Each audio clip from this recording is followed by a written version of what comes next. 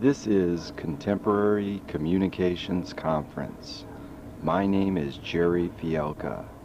Today we welcome Bob Dobbs and Tommy Mars.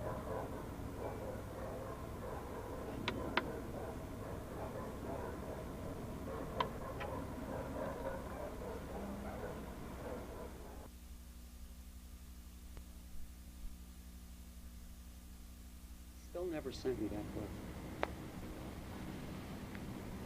Okay. Tommy, who's the, perhaps not the greatest composer, but who's the greater composer? Frank Zappa or Tommy Mars? Oh, undoubtedly Frank Zappa. Okay. We get a hierarchy here. That's a joke question. But Yes.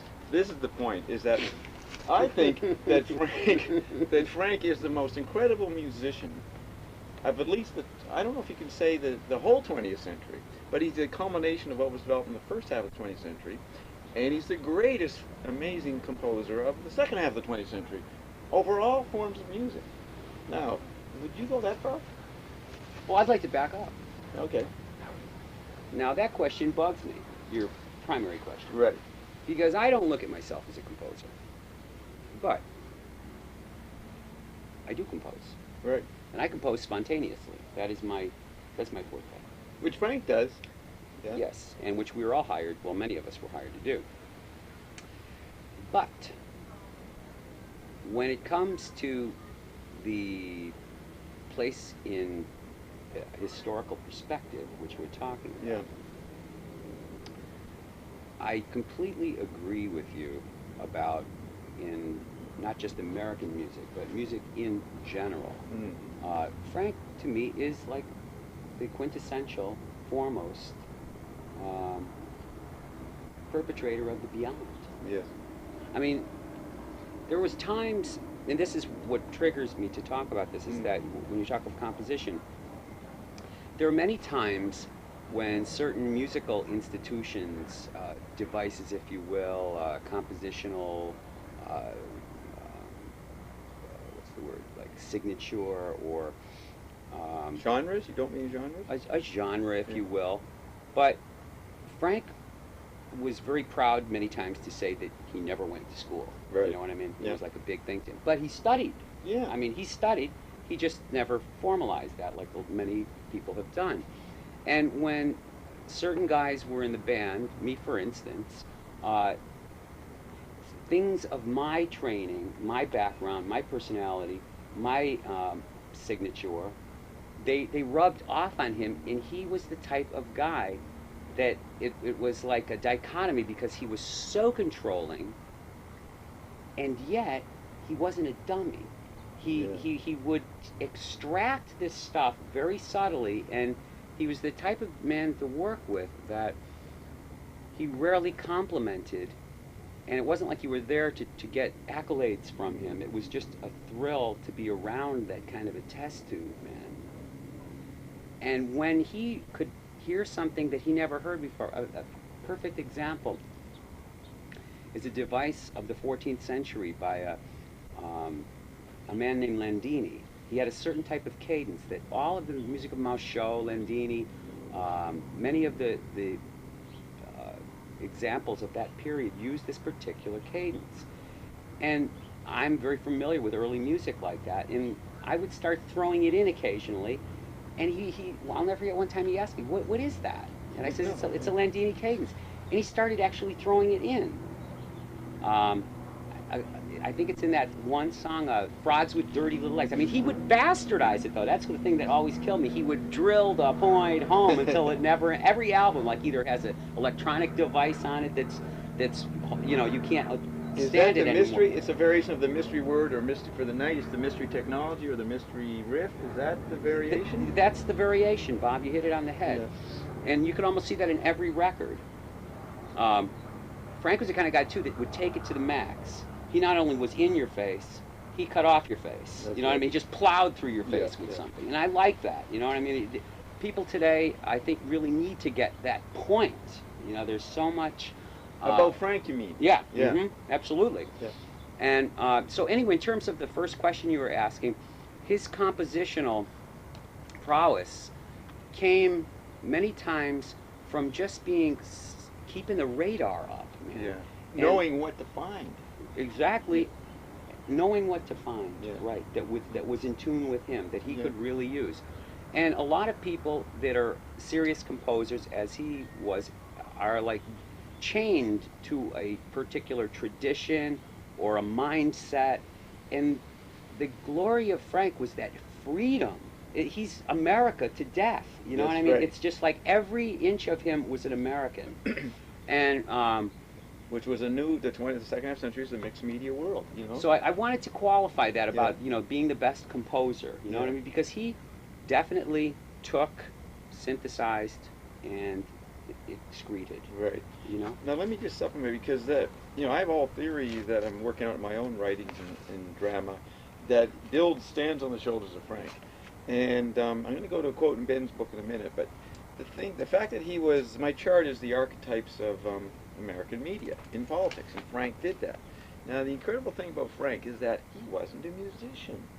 He wasn't a category. He was a TV camera. Your idea of this raider, he was the central scrutinizer. You know what I mean? Mhm. And he was imitating the, whatever you want to call the secret government or the big brother or the media monopoly of American culture. He was mirroring that back and eating anything that it could come along. So he was imitating the central scrutinizer, and it was a bizarre new phenomenon for the world to see. That's why the central scrutinizer is this weird automobile and UFO within the gypsy mutant vacuum cleaner, right? That apparatus. Now, I haven't developed it, but do you want to respond to that point? That he was that he was more than a musician. That's why he's greater. I completely agree with you. Yeah. That was only his forum. That was where That's he. right. That was where he could, the fertile area that he could meld together. And I'd like to also expand upon what you're saying here by when you see that mirror. Yeah. The key to Frank was laughter. Yeah. Does humor belong in music? That's an archetypal question. Yeah, yeah, but it's like a tongue-in-cheek type of But thing, it's too. like But that- the point I'm trying to make is that if in fact we can laugh at ourselves, no matter what's going on, we're healthier species for it. Right. And that has always been, people. But you know what we were? People were music. That was the dominant medium yeah. of the 50s, 60s, 70s. That's so right. you had a guy who had a supreme understanding of generally all the variety of the encyclopedic view of music. You needed that kind of guy who could zap everybody who was brainwashed in the musical culture. So he had to go with the present medium, which was music, Mhm. and be detached from it and nail everybody on it. You know what That's I mean? right, that's right. That's what he was doing. That's what I mean. He's not a musician. Not a musician, Yeah. man. He was using the present ground, like Finnegan's Wake is a book. He redid Finnegan's Wake, but Finnegan's Wake does not apply to after World War II because people started not to read, and you had a new environment that was the new sugar, that was the new candy, the food that was controlling him, and he was Uncle Meat, and he was doing the recooking the food to create perception, to people wake up, figure it out. Right. It was so, and if you dug that, I'd like to have you give some, if you can give some personal way he would hint. Like, he never said what I just said to you, or did he? No. Right. That was a given in the equation. But is that part of the test? It's like, I have a little story Yeah. about my audition with Frank. When I first saw on a sheet of paper that was published, the bottom of the page says, Munchkin music. Ooh, yeah. Now, Munchkins get me hot. I have always loved The Wizard of Oz. Yeah. And it was sort of a terrible joke that Frank would just keep on at me, that I said, did you like The Wizard of Oz? And Frank said, He would do that? No, you No, would. check it out. Yeah. You'd go that. He caught me one time on an airplane, and I said, you like The Wizard of Oz, huh? And he said, I think I saw it once. and I couldn't take that. I just couldn't stand it. That he would keep drilling me on that. You know what I mean? And You asked him first. I asked him first, Then but he did it. I didn't want to believe that he. And it was always this, I always wanted him to admit that he loved The Wizard of Oz. You know, yeah. why name your whole music world. publishing Yeah. company massive, prodigious amounts of music under the word Munchkin music yeah. if you don't dig The Wizard of Oz? And he would never cop to it, and it was always frustrating. I'd always like You tried to catch him. I tried to change the question into different things, allude You to know what you were different doing? things, You and were- he wouldn't. He always had his story straight. Right, And to this yeah, day, yeah. I don't know if That's it's true right. or not. He 'Cause kept you- that mystery going. You were for dealing me. with Rumpelstiltskin. Hello. And he wasn't going to fucking tell you his name. You know what I mean? At least in that forum. Yeah, that in that whole his roots. Now, what's funny? He lists 184 sources on Freakout. Mhm. But that was the red herring. You know, what I Red mean? herring, Yeah. baby. That's right. Now he says with Zubin Mehta, 1970.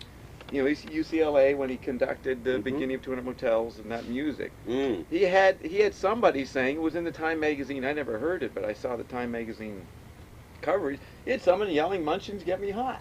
Mhm. And he wanted that in there. Now, did he have Munchkin music before, in 68, 69? Oh, I yeah. assume. Yes, Right. yes. So he's got Munchkins. And then, why did he always start putting in mu mesons and physics terms and saying, he never said it, but Munchkins get my hot. And on Civilization Phase 3, he talks about mu mesons with halos. And you look at the booklet in Uncle Meat, he's got the young doll mu meson foot voluptuizer, some kind of thing. Mhm. Why did he ever talk to you about physics or these other non-musical technical points? That's what I'm more interested in, what you picked up on that.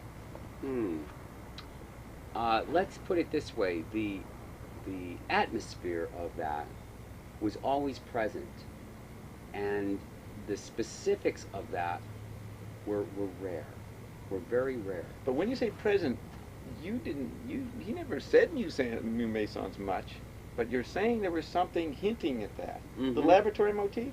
The laboratory Yeah, motif, that's- always there, and it's like sometimes, like for instance, politically, it was easy to talk to Frank. I remember when I Don't Want to Get Drafted started. Yeah. I mean, anything. Frank had such knowledge, such scads of information up there on everything. He knew something about everything. Because he scanned TV and everything all the time. Scanned Yeah. everything. Man. That's how it was much- frightening. But the fact is, when you come down to literally his, in terms of physics, very little. I off the top of my head, I can't remember any specific thing, although it might come to me later. Right. Now this might be interesting in terms of he's really getting the synclavier between 84 and 88, and you're Mhm. not working with him. So you got this Bob Stone guy, Mhm. and these guys working with that thing. Now maybe did you drop in and visit him? Well, yeah. As a matter of fact, I used the synclavier on Brown Moses.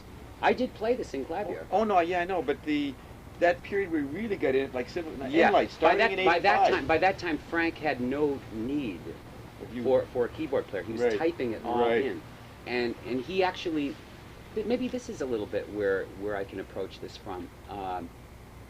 That instrument for a particular period provided him with the robot he never had. That's right. And Which it was all the it- metaphor. It, which was to you were complete- robots up to that point. Now we were robots and puppets. right, but see the improvisation that goes on in American culture, which he celebrated, because they got to improvise bullshit news every day Mhm. in the TV studio, right? Mhm. Improvisation. It was a musical jazz environment people were living in. Mm-hmm. So he needed you guys to really mirror time. He had to have great musicians who could improvise and create, because that was what every day was different. Absolutely. And so that's why you're not totally robots. You were robot, but you were very creative, lively mirrors of the lively American culture of the last 30 years. You know what I Mhm, mean? mhm. And he had that. So Mhm. what you were going, I just wanted, that's the thing, side thing. You were saying that, But you were the robot. But when the synclavier came in to the picture, it was just like I believe that he transcended something, and I mean, when he got that, when he realized what it could really do for him. Yeah. And take for instance, he used to call this concept of programming machine a Pinto. In which case, A machine called Pinto or the concept? No, the concept. Let me quickly explain this, because it's something that we had talked about with the CS80. I had mentioned, it would be so cool. I'm always looking for the humanness in a non-human environment. Right. That's why I loved in the early days synthesizing, because I looked for the unnatural or the little difference. The imperfection theme you talk about with Yuha. The imperfection, yes. Yeah.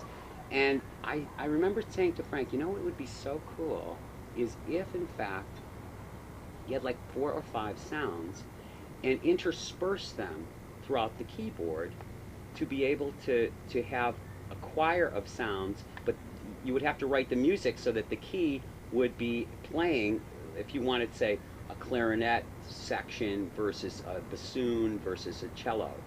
You would have to do it so that it would be homogeneous with it. In other words, the writing would be indicative of the particular keys that you would be playing. But up to that point, you could never do anything like that. You know what I mean? Right. You said this in the early years. Yeah, when Frank was doing all the work on the CS80 for me, you know, because that was the major cross between digital and analog. Yeah. That instrument, and boy, did he spend a lot of money on that. And it came close, but when the synclavier happened, this is when he was able to do that.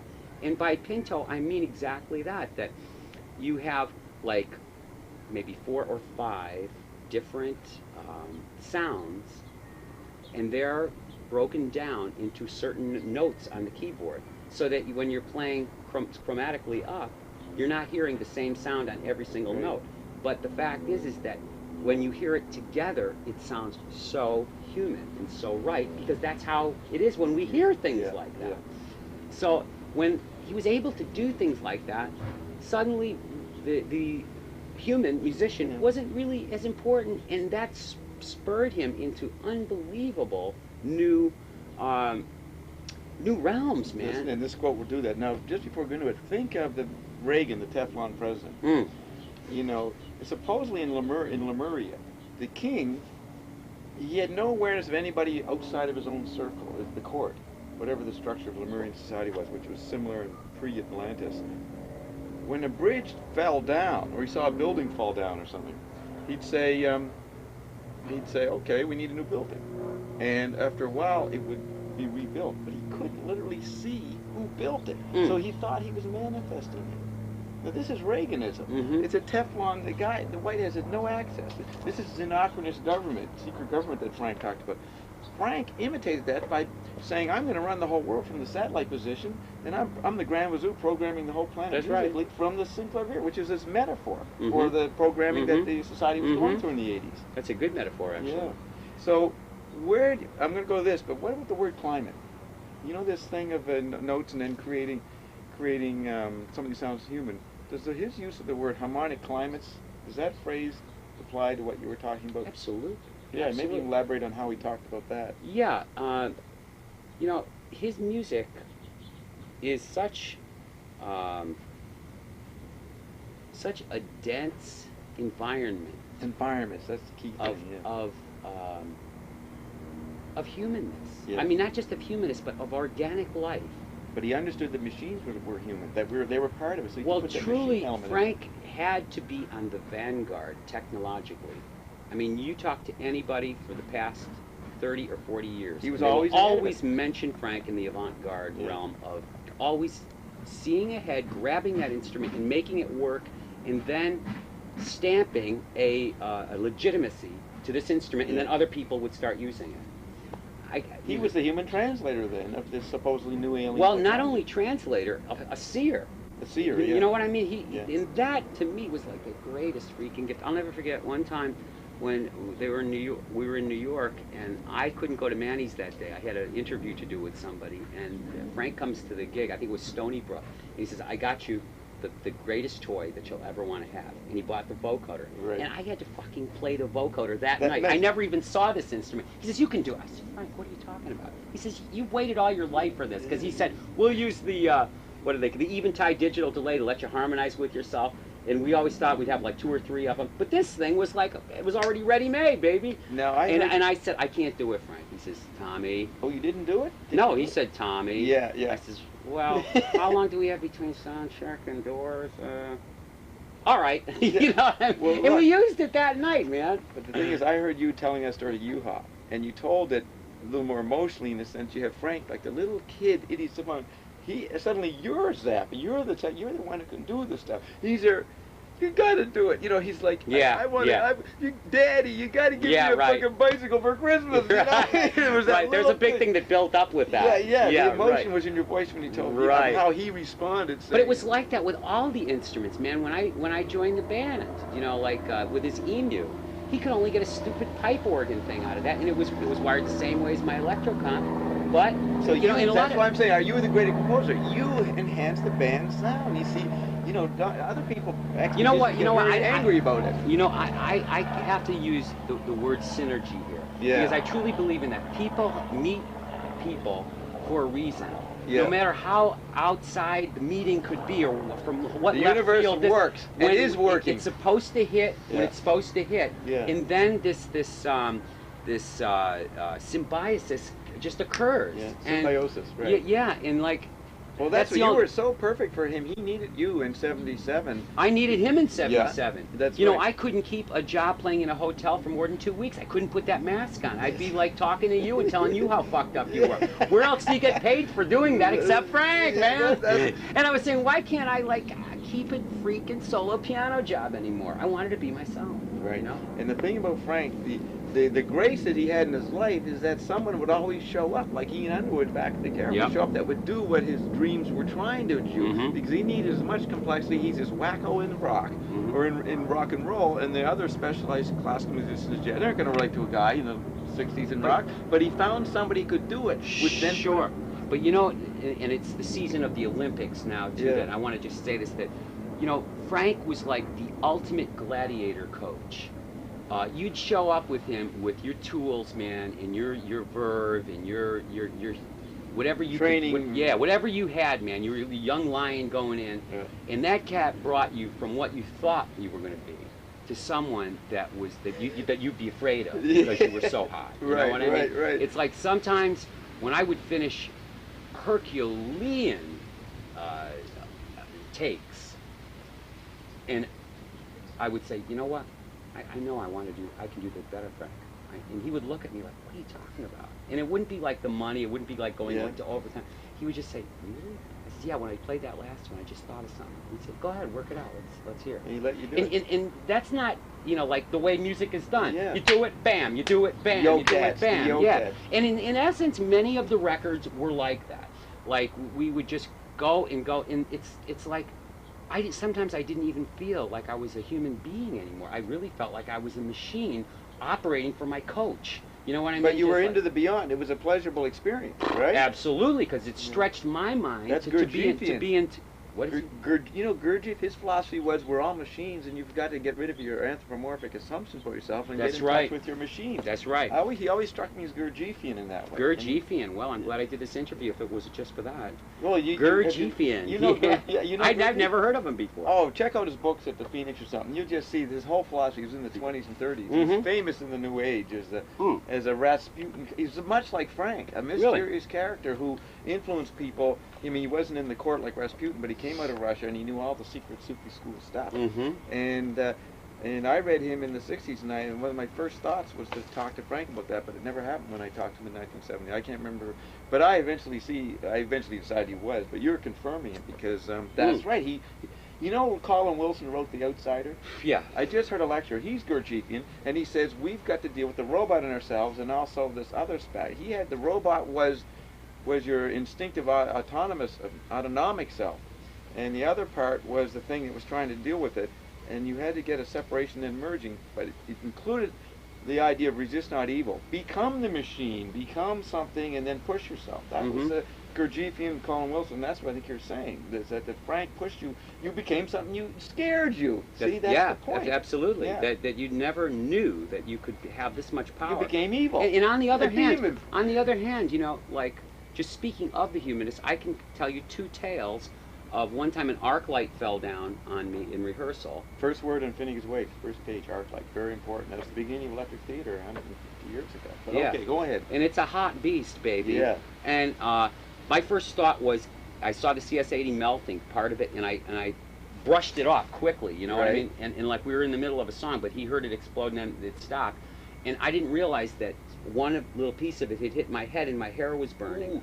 And I didn't even care for my hands. I just didn't want that instrument. And I just brushed it. You know, sometimes you just go through something and you don't Right. get touched by it. Yeah. But my head actually got burned. And it actually, I realized, it's holy fuck. You went And to I a- still have that scab back there. And, you know, Frank said, like about 1 minute later, ready to play again? And I just couldn't believe how me personally, I remember one time I got beat up in Pau, France, and on tour by these paratroopers. Me and Peter Wolf went out one night, and I got beat, and I don't think I don't think I'll go there with Peter for a second. But anyway, I get back to the hotel, and the roadies are like putting me out for bait so they can catch this bastard, this paratrooper. And Frank says, "What's going on here?" And I was limping because I had my ankle get crushed on a curb. The cat just stomped it, and there was like 8 of them. All they wanted was to kill. You know what I mean? Just put out a little steam. Anyways, Frank says, "What's with you?" And I says, "Well, I just got beat up, man." He says, "Well, what was it like?" And I told him, he said, "He had to apologize." I wouldn't go there. But the thing what he said to me to kill me was, "Well, next time carry a knife." And I said, "Frank, if they saw the glint of steel, I wouldn't be here." And he just smiled, this weird look at me. You know? He was working on you. He was working on me, right? Now here's the thing. Jerry brings up this quote that he's puzzled by, or he likes it. Frank says, "I don't believe in trying to have love. I take love as assumed, and I want to go beyond love." Maybe that's his data concept of marriage, but he wants to get into the beyond, become a machine, but it can be very anthropomorphic, or human satisfaction getting beyond trying to. In other words, don't take things personally, is what Frank's saying in the band. Don't take it personally. We're working our ass off here, and we don't. You don't need my praise, he's saying. But let me qualify this. Okay. Don't take it personally, but I'll tell you one thing. He would salivate when someone would take it personally for entertainment reasons. That's right. I mean, whenever there was the little sore thumb in the band, whether it was Arthur or Nectar or Scott Tunis, you know what I mean? That's how he'd be the music. It was like he would just put these pieces on the chess table, man. He'd test you. That's what I mean. And he would just love it. He would love it. But that's what I mean. He was testing you to see how much you could take it personally and not freak out and not be Jeff Simmons and leave the band. When you say this love as taken, granted, taking it for granted there, and then let's just leave that part of the equation there and see what's beyond this. That is such a deep thought, man. Because our perception of things, as many of us believe, is an illusion. It's merely our perception of things versus what it really is. Yeah. You know, I had this thought one night about 5 years ago. I'm out on the grass someplace in the valley, and it was a particularly clear night. And I look up, and I could see, for LA, a lot of stars. And the thought came to me, Bob, that when it's dark, actually, when it's light out, and nighttime now? No. When it's day. In other words, I was seeing the stars, and I studied astronomy, and I loved it. That's my real clock, is the sky. Right. But in the daytime, when the sun is shining, and I can see those glasses, and I can see that that's white, and I see my view because of the way the sun is. Yeah. I'm comfortable with that, and I think that this is my world. Yeah. I think this is it. And the sun is illuminating everything and showing me that.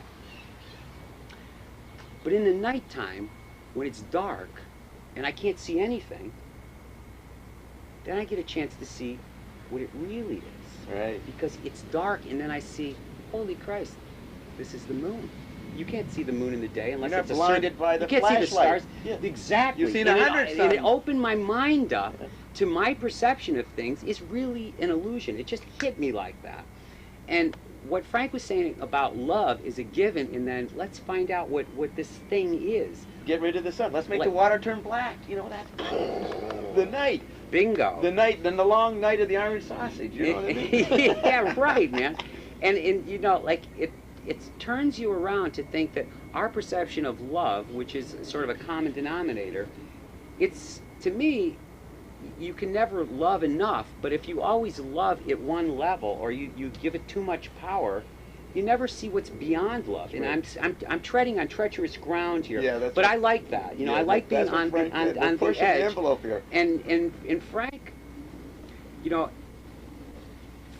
Frank, I would never say was a loving person. Right.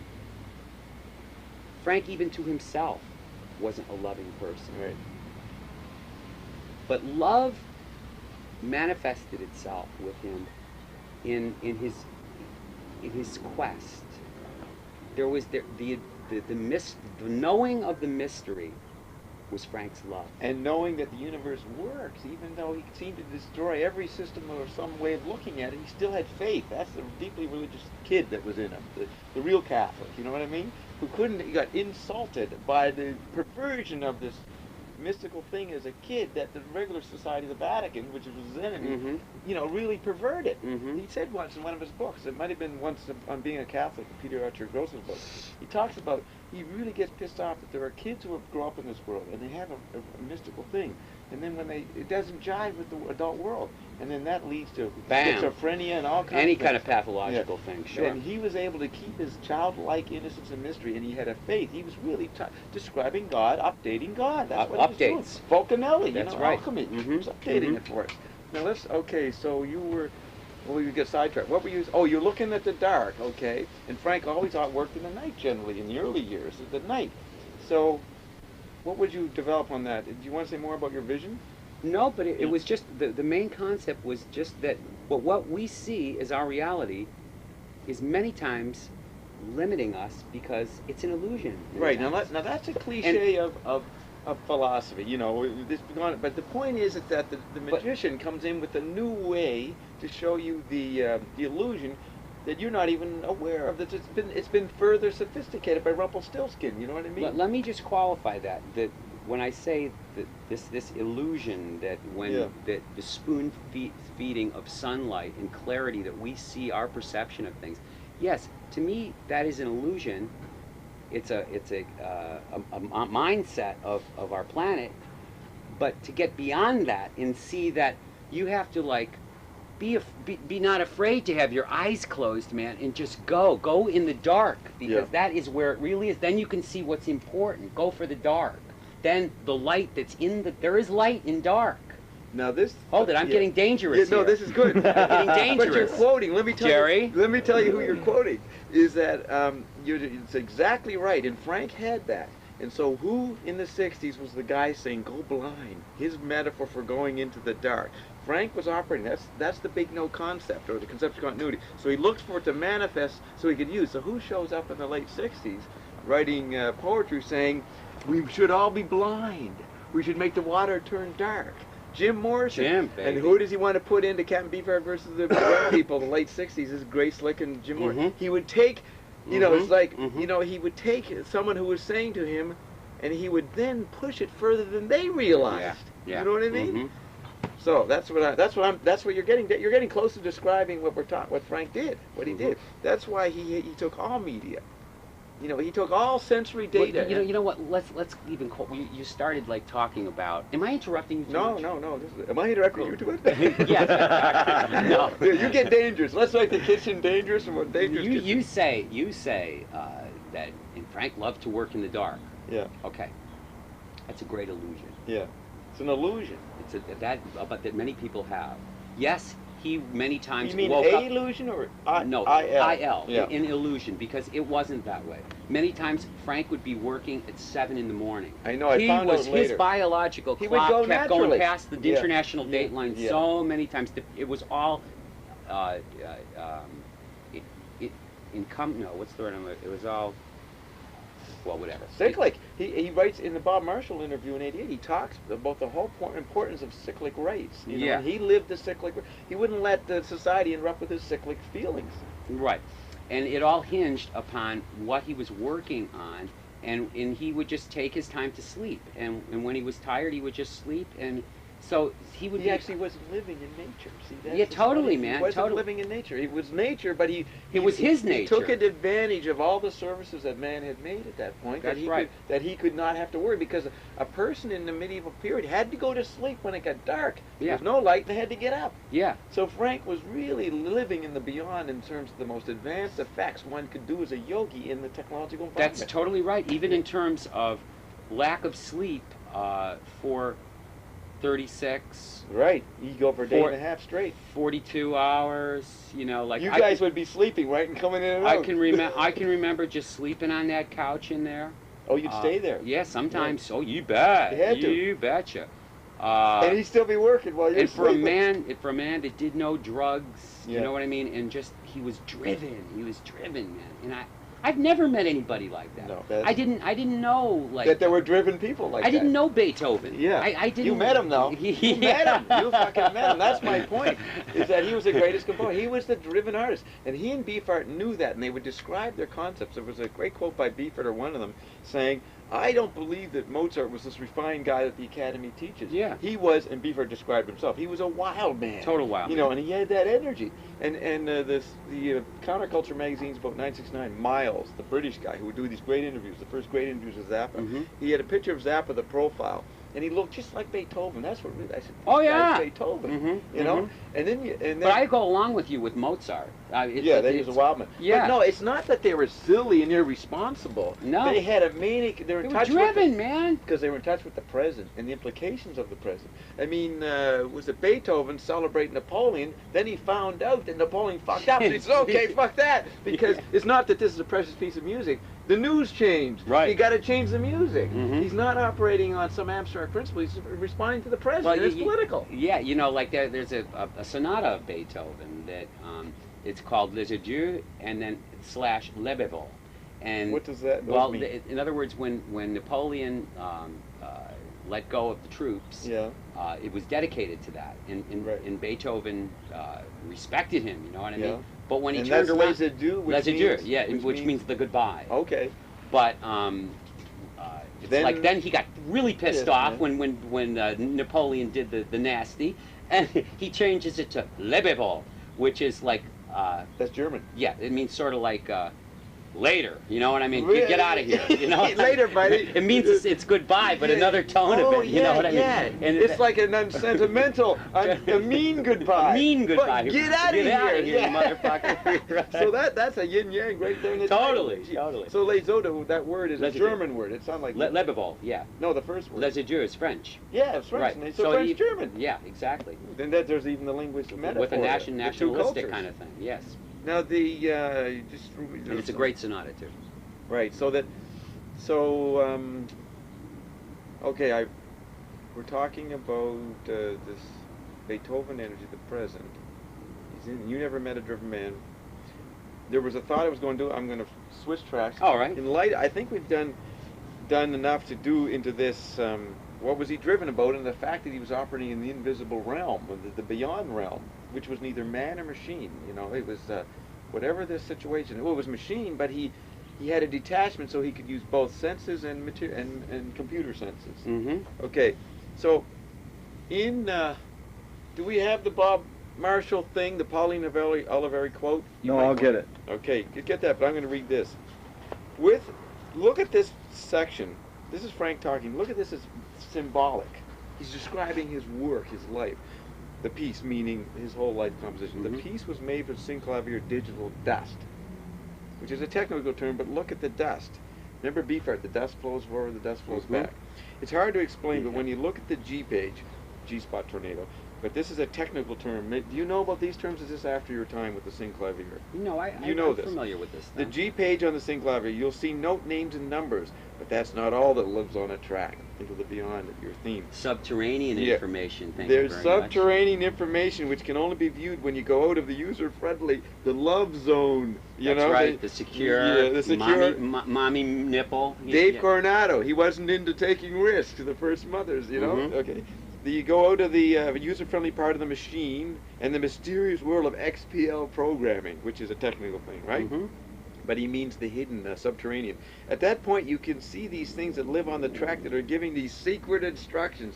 To the handshake- machine. Yeah, to the machine. You're not even part You're of not. it. You're now in on the artery of that Yeah. machine, man. Now- Watch out for now that look at blood. Think of Frank the conductor giving his secret instructions to you guys. You're the machine. Yet he's talking from the perspective of the guy, the central scrutinizer is watching this.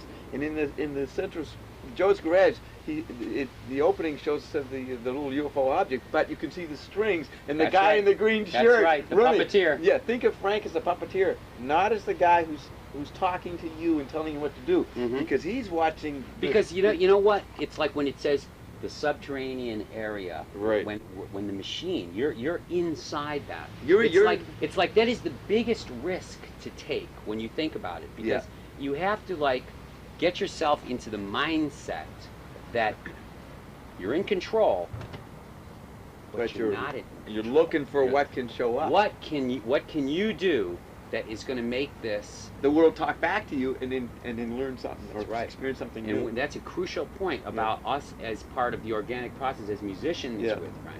It's the same difference, only now Yeah. it was with a real machine. Yeah. You know, And that's it's a why, metaphor. That's why it's not. It's like Ben Watson makes the point that with Duke Ellington you couldn't tell who was contributing who not, and it's relevant. It's not important whether Frank was the creator and he was ripping you off. That whole argument that Don Preston and some of the old others pardon me, make. but I don't go for that. I mean, I'm not part of that certain philosophy. I never. That's what I'm saying. I knew up front. Frank told me up front. You won't be. You'll be No lucky. credit. You'll be lucky if you get any publishing working with Right. me. You'll be lucky if you get any songwriting. Yeah. So don't expect that. I take care of you, and I knew that up front.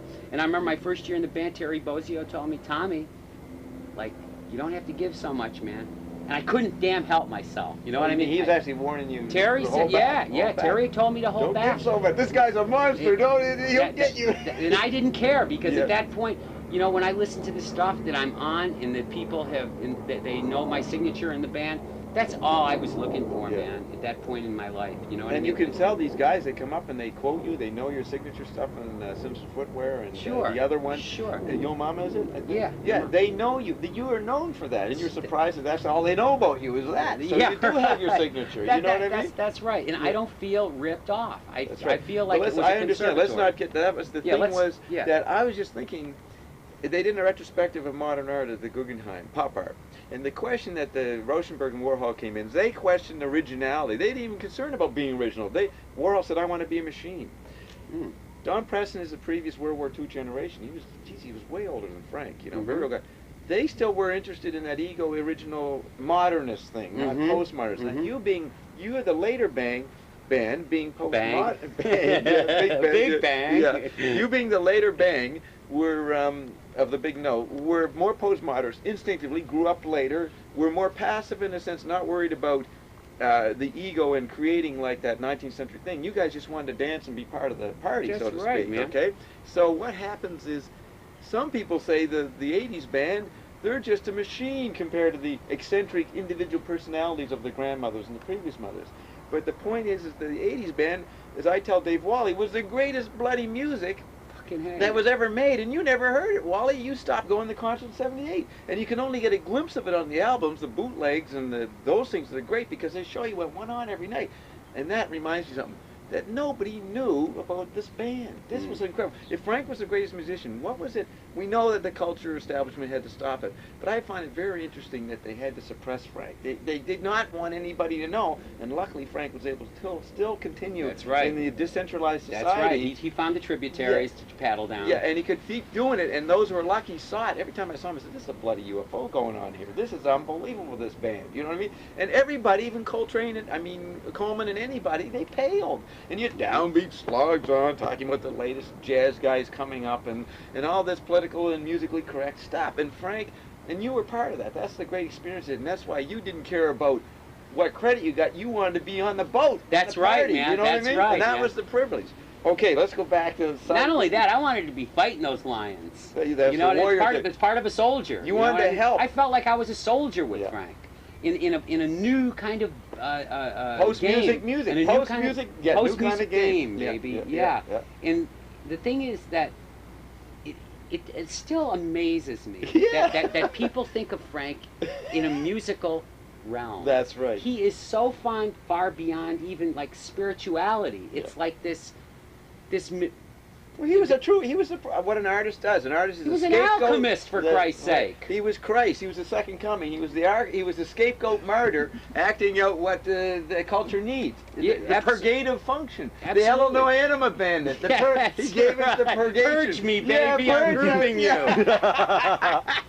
And what's the phrase? I'm pluking. What? Did you go, I'm pluking you? I'm grooving you. Oh, grooving you. No, pluking. I wouldn't want to quote Frank on that realm. Now, Bob Marshall did the greatest interview. As soon as it went 3.5 hours, and after Frank says, I want to copy that, I'm going to put it out as an album. This interview surprised him on October 8. I don't know if you read it. But the point is, the first question Bob Marshall asks is, and it's the perfect question, it's the question that needs to be asked, what is music? In other words, you went back to square one because you had to realize that Frank may not be necessarily a musician. Absolutely. Right. So that triggered off. I'm very proud of that question. What to start an interview like that took balls, man. Yeah, like what are you? It's like I'm looking at an alien, or I'm an alien just talking to a human, going, what is this thing you humans do? Right. Which what is this laughter thing? Yeah. What's that all about? Why do you guys go like this? You know? And Frank would love it because that was the sensibility he was as a puppeteer. That's brilliant, man. Yeah. That's totally brilliant. Okay, so we're back into this. Okay, at that point you can see these things that live on the track that are giving. The things that live on the track is Frank, the conductor, giving these secret instructions to Tommy Mars and the band, telling it what to do, right? Mm-hmm. Which was the whole rehearsal process and the training and then the adaptation within every night with the different audiences. Mm-hmm. One classification of these secret instructions is something called G numbers from the computer, Mm-hmm. which would be derived from plugging in a guitar. In other words, that was the effect of a technical gizmo you would do, Yes. you know what I mean? Right. Which is the metaphor, Frank taking new technologies to alter the Kind of like a boob program. job. Right? That means what? A boob. Like Oh, you mean silicon? You know, Yes, yeah. yes, exactly. I forgot about the humans. Oh, yeah, those guys. Yeah. Yeah. You mean tits? But always remember, Frank once mentioned about Dollops of silicon. somebody said something about tits, some woman to her, and he goes, "Well, you grew those things." Right. That's an alien. You grew them. You know, the girl never thought she grew them. I thought it was so original. They go, you grew them. What are you complaining about? That's right. As if you had a choice. That's Well, I'm not right. going to grow them. You know? So okay, it's like a boob job. You're saying it's the mutating of it, Mhm. a new technology, and he's studying one classification of these secret structures is something called G numbers. That's a particular effect from a techno innovation. They have this guitar unit that you can plug in besides recording the note that you play. He's always talking about what the other effect. Besides recording the note you play, it records a bunch of data in the form of G numbers. So we found a way to convert bunches of G numbers into note blanks. And G numbers occupy points in time. Note, Frank, is all about what time is it? That's his main question. They indicate that something happened. They indicate. We're trying to read what this subterranean thing is. They indicate. It's like, I went into freakout culture, L.A., 65, and I'm trying to see what's happening to No, this them. is intense. They Yeah. indicate that something Something happened happened. on the guitar string at a certain point in time. It takes a little piece of eternity and slices it up. Which is Frank. What is music? What is life? What is the big note? It's all one composition. He's describing himself. That's right. And he's saying this computer is doing what he thinks he's doing, right? But he's watching the computer do it. It takes just to continue, it takes a little piece of eternity, slices it up, Ooh. and if your finger moved, there's a G number. You give your hand signal that says what your finger did besides just playing the note. Isn't that incredible? So we convert this dust. This is all dust stuff. You know what I mean? Into something that I could then edit for pitch, and the dust indicated a rhythm. So what I did was take the rhythm of the dust, of the nothing, and impose a pitch data on the dust, and thereby move the inaudible G number into the world of audibility with a pitch name on it. That's how magnesium dress was built. Now, with that in mind, that's he's doing that in the middle 80s. Yeah, that's the middle 80s, yeah. Okay, now in this interview Bob Marshall did, Bob Marshall asked him, where I get the idea part, I'm asking about his idea part. I remember you did an interview in the LA Free Press in summer of '69, and you mentioned Pauline Oliveri. Are you familiar with her work? No. Okay. She's, what would you say, Gerry? Classify Avant-garde experimental composer. of the '60s, like on the John Cage, Still. in the John Cage zone, right? Still, yes. Okay. And Frank mentions this interview in the interview in the LA Free Press, summer '69. After saying, the first guy opens up, says, your music is like Zap Comics, you know, R. Crumbs. He goes, oh yeah, he agreed totally with Zap Comics. But now he brings up this other point. Frank says, Frank mentions Pauline Oliveri's work with sound, where Pauline worked with above the audible and below, creating a mass in the middle. And Frank, and I'm Bob Marshall saying, and you like that idea, Frank, and expand on this Pauline Oliveri idea. And he goes, not that it created a mass, it created something audible. It produced a sum and difference tone which happened to be located within the audible frequency range. By combining something so high you couldn't hear it, and something so low you couldn't hear it, and something so low you couldn't hear it, it yielded something in the middle that you could hear. Right. Reference back to this. 20 years later almost. Whether or not you like what you hear in the middle is another question. The concept is brilliant, Pauline Oliveri. Just psychoacoustically, it's brilliant. Yeah, yeah. Absolutely. Yeah, and a note, Frank already has his own intuitions when he saw her that gave him a signpost to Mhm. direct what he was already Mhm. intuiting. So it was useful to him. And so I go, yeah, because it showed you how physical reality is, or the way it is, right? And Frank goes, it's one aspect of it. And I go, are there other aspects you could talk about? If you buy the idea that the vibrational rates, think of Lumpy Gravy, those early vibrational Mhm. themes. If you buy the idea that vibrational rates translate into matter, and then if you understand the concept of vibrational rates above perception and below perception combining to create a reality, that opens up the door to some pretty science fiction matter possibilities. Remember, you always want to do a science fiction Broadway musical. Absolutely. Think of the center scrutinizer of the image. Mhm. If you can create an audible reality by a sine wave above the range of what your ear can hear, and another one from below, and you put them together and suddenly it creates something that your ear can detect, is it not possible that solid matter of an unknown origin could manifest periodically because of frequencies of some unknown nature above and below which for short durations manifest solid objects? It could explain a lot of strange things that people see. And then I go, or Bob Marshall says, UFOs come to mind immediately. Yeah. Now, that's the concept he's always working on in all his work. Mhm. So what triggers off in your memory of conversations maybe approximating this? This is what we want evidence Well, one thing that comes to mind immediately is I remember discussing a particular tour with Frank. of. Now, what's the time? We need a timing on Time frame is, this. 82? I think around the early 80s, 81 or 82, I'm not certain. But And around you're that version. You're off the road. We're You're off back the at road. home. We're rehearsing. Yeah. And Bennett comes in, or whoever was giving the data for the tour itinerary, Glotzer? speaking. Could Bennett have been Bennett Glotzer, and it could have been Larry Griffith, whatever. And Frank says, we're doing a lot of theaters. And I says, oh, cool, sounds so great. You know, like the Fox Theater in Atlanta, or the Palladium, or whatever. You know, I particularly love theaters. But you're Thanks. discussing a tour coming up, not one that happened. No, one that's coming up. Yeah, and, okay. and I'm saying, well, we'll have to do 2 shows, you know, type thing. And yeah, I mean, we're talking. And Frank says, you know, though, I like playing those big arenas, Tommy. And I says, yeah, we only have to do 1 show, right? And he says, no, man, I like to move a lot of air. Ooh. And I said, oh, your guitar. And he said, yeah, those low notes.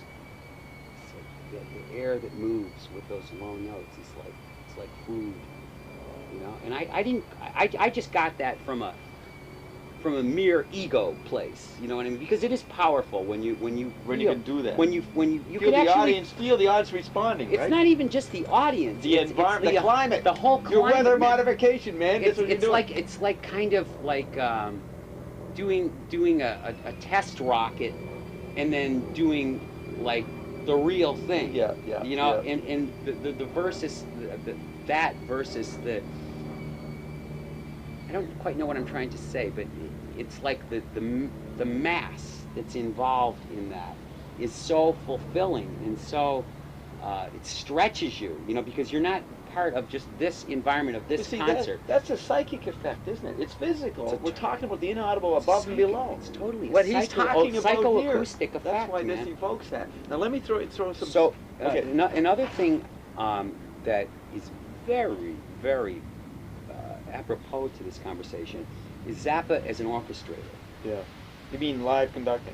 No, I mean The an arranger? I mean an orchestrator. An orchestrator is one who takes the written piece of a composer Right.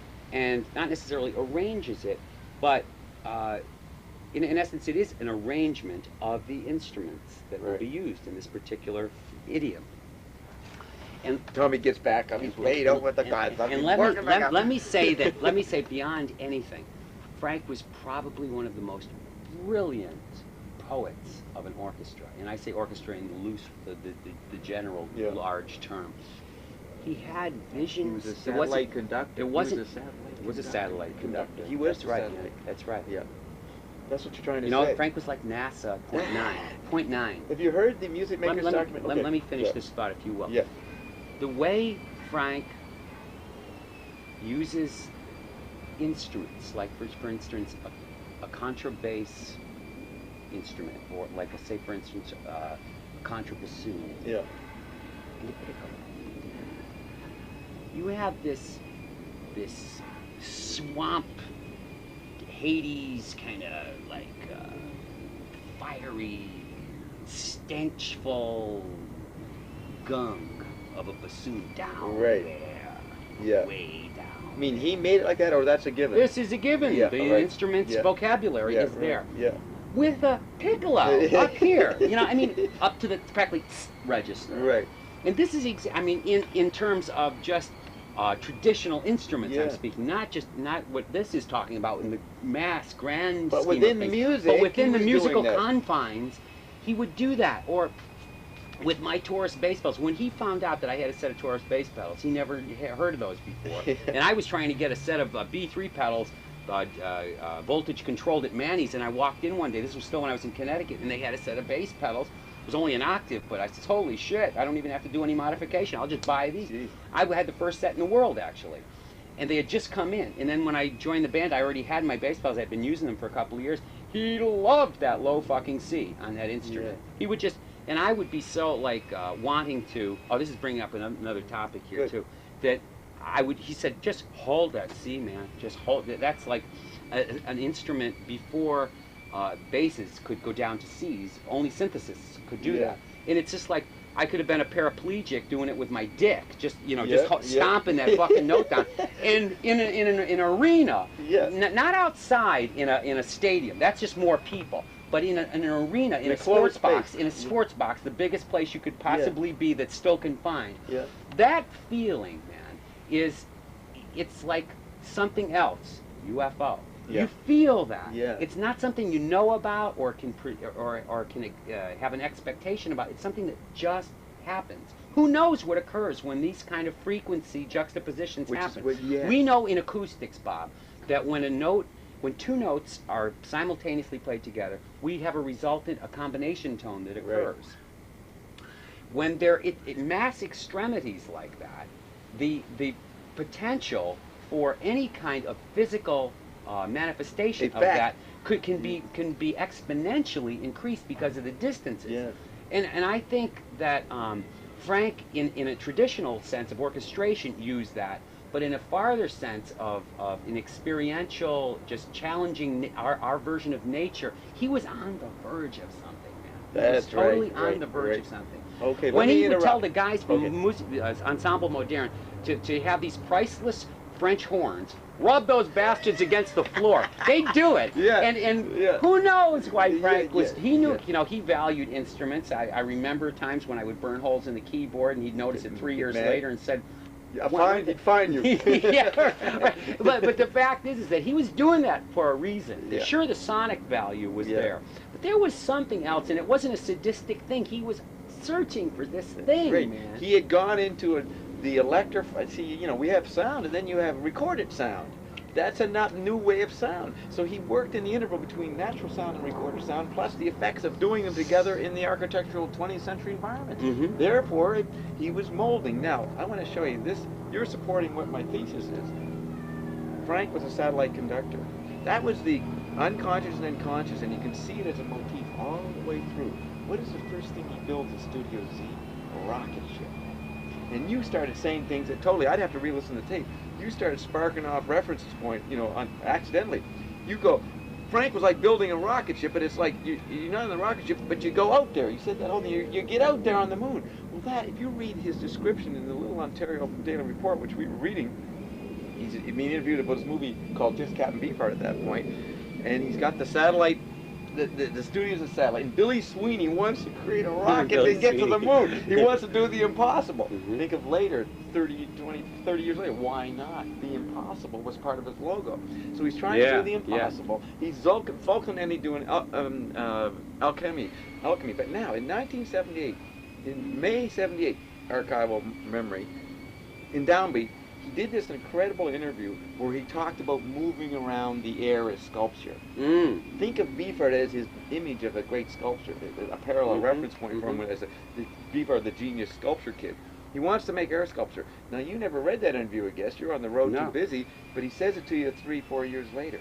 But when some people read that, I remember meeting guys from the 60s, and they phased out of Frank during the Turtle section or something. You know, people phased in and out. Sure. And he said, I didn't like Frank in the early 70s, middle 70s. But when I They didn't hear his music. When I read the downbeat interview, I knew that guy was a genius. Right. And they got back into him, Mhm. which then gets into the compositions he made in interviews. Mhm. Okay, now you have this sculpture moving. Then, on the music makers, he says, the lawyer says Frank had ridiculous dreams. Like he said, we got to get our own satellite. And Larry says, well, that costs $400–500 million. And Frank says, no problem, we'll do it. And that was that. And then Van Carlson comes over the night, and he tells us, I brought up that story. He says, well, you know, I was in, when we went over in January 90 to Moscow, we went to the bureaucrat of Goss Film.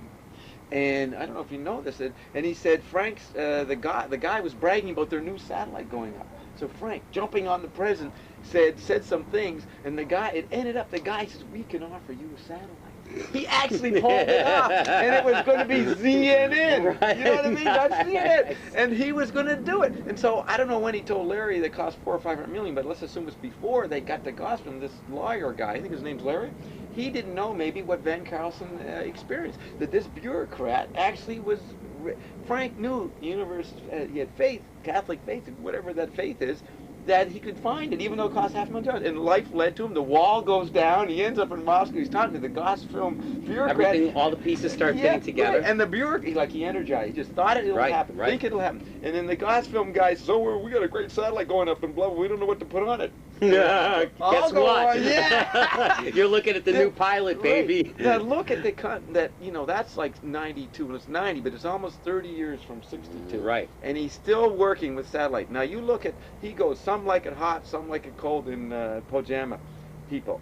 He wasn't very aware of McLuhan's writings, but Marshall wrote about the satellite conductor using hot media and cold media, whole industrial phase, and then the software phase, the modern and the postmodern, and the satellite conductor, satellite government, the White House is the front, the red herring for the real satellite, for the secret instructions. Mm-hmm. Frank was imitating in that, and I call that the satellite conductor. Mm-hmm. That's why he could use conspiracy information, paranoia information to fit into the secret instructions level. Absolutely, man, because he was just mocking it. He was mockulating. Nobody knows, and I'll have to take credit for this. I'm the one who's saying he's satellite conductor. You're confirming from your own experience that that's what he was. No doubt. And I'm saying it for the first time. I got the word. He's the satellite conductor, and he's imitating. And that's why he was so proud when he went to NASA. He met a guy from NASA, and I think they showed him some landing, the Voyager stuff. He would always want to be. Oh yeah, I remember because he gave me the pin when they went to Saturn. When he went into JPL, he actually gave me his pin of that particular expedition. Yeah, that they gave him. I saw it there, and I said, oh my God, that's beautiful. He says, just take it. Yeah. Frank was like that sometimes. He'd give you shit. There's the generosity. Like when Warren Cucurullo came out on the New Year's Eve concert when we played Polly. Right. And Warren stayed over at his house. He said, wow, that's a beautiful sitar, Frank. And Frank, the kid wasn't even in the band at this point. Up to that point, Warren was always the quintessential fan. Right. You know, whenever we played he's at the beginning of Baby Snakes. Correct. Right, yeah. And when Frank gave him that sitar, I said, in 6 months. He said, yeah. Sure enough, I think it was 4 months. But the in fact other words, he wouldn't be generous. Now the point is that he's generous, but he also knew intuitively that this guy should be given something because he's probably going to work for Frank eventually. That's right. Yeah. That's right. Yeah. So I think when I heard Frank or Gail, he was like that with so many people too. When you least expected it, and that goes too with giving praise. When you least expected it, and most likely needed it. Yeah. That's when you got Maybe it. he was intuitive. He knew. He was fucking intuitive. Yeah. Oh, definitely, man. That's an understatement. Yeah, and Gail was interviewed by Howard Stern just sometime after Frank died, and she was talk, and the normal Stern, silly, pornographic kind of talk. And then at the very end, the closing statement by Gail was, Frank was a very. You hear it. It's audio. Oh, okay. Yeah, it's not on TV. Yes, audio. I'd love to. You probably have that, Jerry? No. Okay, but anyways, Gail goes... I've never heard Gail in an interview. Okay, so Gail at the end, her closing remark says, you're thinking, okay, this is the widow, she's sad and whatever, and you have different public images of Gail, different public images of Frank, plus you know what other people think of them, and then you hear Gail goes, he was such a kind person. It was like she was talking like a social worker about a client. Yeah. She goes, he was such a kind person for Howard, he wouldn't believe it. Now, I know the people, he was considered an asshole, a mean guy, but the point is, now what he's orchestrating is the love, the anthropomorphic, the nice guy, but also the media was this violent monster coming at us. He had to be mean dealing with the monster. He's orchestrating hot and cold, and some like it hot, some like it cold, but Frank could be both, and he somehow accidentally with his associates could do it at the right time when the person needs the hot. He's working with physical reality above and below consciousness, which is the satellite environment. It's an invisible, inaudible environment. That's right. You see how much his life makes sense in that concept? Entirely. And to bridge those gaps, you know, that mass of spectrum there is just phenomenal. And you know, like what you said about Gail, it's almost like a social worker. Yeah. It was like, yeah, we understand. You know what I mean? Yeah. Or no, she was like not involved with him, just observing. You know, that's what I mean. That's right. But to end an interview like that, man, it was that was interesting to hear that. And then it's actually very fitting too, because there's no like big accolade or big eulogy. It's just like it was a puzzle to her. She says, "This guy was nicer than me." Yet normally the woman is the better half. Yeah, you know, right. But when truth comes out, yeah. But she's saying, you know, this guy was more of a woman than me. You know what I mean? Mm-hmm. And she was puzzled. And in The Music Maker, she talks about the day Frank died, and they take a toast when he's going out or something. Beverly D'Angelo, I think, says this, and she says that Gail says, "Thanks for the great life." But it was like, thanks for the fucking great play you put on. Yeah, you know, there was a funny way of detachment, like, this is the Rumpelstiltskin goblin guy who came into our lives, a UFO, and just the way, the detachment, he's dying when she says, thanks for the great life we had, or that you created. I don't know, maybe it's we had. But isn't that funny that Frank created that effect? But that's because he was operating beyond the love, beyond, he was an angel in a sense, beyond the perception. But Frank picked his players, you know? Gail was picked for a reason. Oh yeah, and I thought you meant musical. Yeah, it was all I'm theater. talking about the the play, theater of his life. Moon Unit. The play. People, that's why. This is outrageously non-sentimental, mean, Frank, to call your kids Dweezil and Moon Unit. But they didn't know he was operating beyond the love sentimental point, and it was a play. It makes so much sense to me. I can't even. As we're talking. No, it always made sense. You understood. It always made sense. Well, I would say that you, in some ways, you can't say this, but you had a special relationship because you brought. You see, Ben Watson makes the point that third stream jazz, Gunther Schuller, they were combining classical and jazz was the in thing in the 50s. But Frank was taking the new drug of the masses, rock, and he was making classical and combining classical and rock, or third stream classical. You know what I mean? The point is, he had to have a guy who could do that, and you were the guy. Oh, and no you were doubt Italian. No doubt. No doubt about it. And you actually, you know, you were that part of Frank that went to school, learned all. You got it. You got it, man. Mirror. You are the first person that ever said that to me, and that's how I always felt. I always felt like that. Because man, the things that I heard in my head. Before I joined Frank's band, I knew 2 songs: Peaches and Regalia and King Kong. That's all I knew. You're right. Because I had a band with Ed Mann in the Berkshires, and we played those 2 songs. I knew nothing of his music. You were Frank, see? And yet, when I came to him, and I heard the stuff that he was doing, it was exactly the chords I had been hearing, the juxtapositions of melodic motifs, the contrapuntal stuff, the odd time. It was all like, whoa, there's a cat on this planet that thinks, not exactly, but very similarly. So it was just like these 2 pieces of the puzzle just coming right together. He couldn't have done, after Lather, he blopped everything out on Lather. Were you on any of the pieces on Lather? I'm yeah, that's on that 70s. That's a bit of 77 in it. Yeah, you come in May 77. Absolutely. But that was he dropped it and he moved. And what's really, you would say to you, a very important point. He put out Lather 77, and then in early 78 on tour, he started to do the cells and germs and change his whole thing. You didn't have to be a robot anymore. But I bet you it was due to you because you could expand. You brought in a whole new spectrum. You brought in a new thing, and he couldn't have done that without someone like you. Well, he would have done something else. But I think he picked... No, that's a good point. He could have done something else, but it wasn't to be done. What had to be done is what was done, and that's why you showed up. And then it just built and built and built. I mean, that was a unit, man. That whole, your band? You mean that band, that time zone? That was the strong band, man. You know. Well, I remember seeing you guys. I saw you at UCLA. I saw you in September, end of September, Toronto, 77. When Ike joined the band, Vinny... Was that before September 77? No, that was a Terry Bozzio band, September 77. Then they come in by January 78? No, I believe it was a little bit later than that. But in 78. But in 78, it was the 78 band, sure. I forget when auditions. You know, that part of my mind it just blanks out. You were so involved in learning. Yeah, it was you just were like absorbing. another audition, whatever, and it was so. It was But actually see- kind of like hit or miss with Terry and Patrick were sort of coming back. Right. And they didn't, you know, like Terry. I remember when Terry quit the band, all he could say was, I don't know what to say.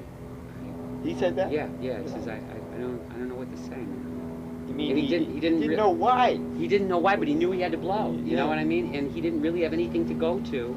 And I think Patrick sort of did it, sort of because Terry was doing it. I Right, never. that's felt, part of that's the '78 shift that he didn't jump into. You're saying? Right. Yeah, he's right. part of that '77. And I often wonder what that band would have been if those guys decided not to jump ship. Right. Because that was a very powerful thing, although it was predictable. Every night was the same. What would have come out of that, you know? And I think Frank needed a new chemical kind of configuration. Okay, let me say this before I forget. I saw him in Toronto in September '77, then in LA in November '77. That's right. At the Poly Pavilion. Poly Pavilion, then we Yeah. played Poly again that year at the midnight show. You mean later in the year, or The- later that well, night? it would have been day? it would have been 70. It would have been 78 at that point Oh, because yeah. it was midnight of the new year. Right, so, right. So that was actually the first Yeah. day of. Yeah. Okay, now what is the concept? Tom Snyder and the Spiders from Mars. Mm-hmm. Is there any reference? Is there something? Can you really? Is Mars is in the group by that time? Well, the thing started with Manx Needs Women, Right. and then it turned into Mars Needs Women, which is the So it movie. was you. So he changed it for me, yeah, and then What's the movie? Mars Needs Women. Mars Needs Women. Don't you remember that sci-fi movie? Oh, it's not you. It's no, not but, about you. No, but the song But originally was Mars Needs Women, and then there was this guy Manx or something. Right, it became Manx Needs Women. But then when we did it again, it was Mars Needs Women, because I joined the band. You And know then what I did mean? that become the Spiders from Mars? That's the. Well- I saw the bootleg. Maybe it's an erroneous title. Tom Snyder and the Spiders from Mars. Isn't that right, Jerry? You know? Yeah, that's a little complicated. It was the TV show Frank was doing with Tom Snyder. He said Spiders from Mars.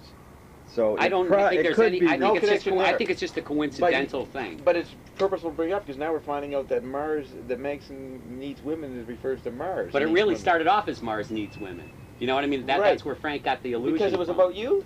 No. He was reminded. It was a movie, and then he changed the name to Manx Needs. I didn't know this guy Manx, So it has nothing to do with you. but a little bit by the fact that when we did it again, it became Mars Needs Women again. Oh, he went back to He the went title. back to Mars Needs Women. Oh, and that's in '78 later, and it's not in 78. It's not an official song title. Right, and I think part of that Tom Snyder allusion is from Spiders of Destiny. Right, yeah. You know, because we were rehearsing that song as well. So that was just like, a lot of times Frank would just like these little motivic things, Yeah. either literally or musically or sociologically, they would just bleep in. You know what I mean?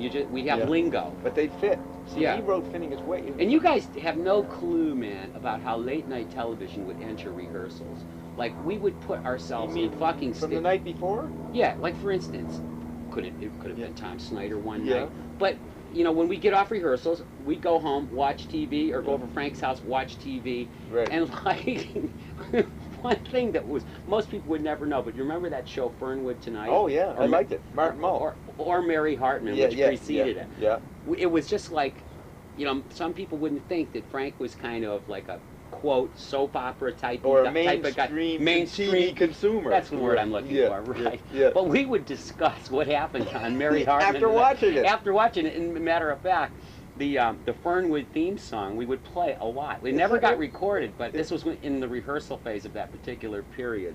And you know, it used to be just so funny how things from those shows or something that was in the news, it would just be like See, that's lingo the that media. popped in, and it was just like some little That's the chemical sad thing. life. See, he was the sad. I don't know if he did it consciously, but it was just his lifestyle allowed him to monitor the media and the pop culture. He's studying what he called ethnic folk, retrieving the Ethnic classical folk. music. You know, That's ethnic folk. exactly right. And And he- revamping it, recycling it. And he'd be watching it, and the point is, he was the guy, the central scrutinizer, processing the live news of Mhm. every day. And his Well, that was dream- later on when CNN. Then Right, no. it became that. No, I was just going to say that, but he was already doing it from 1955 Oh, on. fucking You know, A! You- watching it, putting it into his concept. You Now here's bet. the thing. Ernie Kovacs. He man. wanted to do a TV show, according to when the Mothers broke up in '69. He wanted to do a TV show right then, and he tried it in '97. It didn't happen.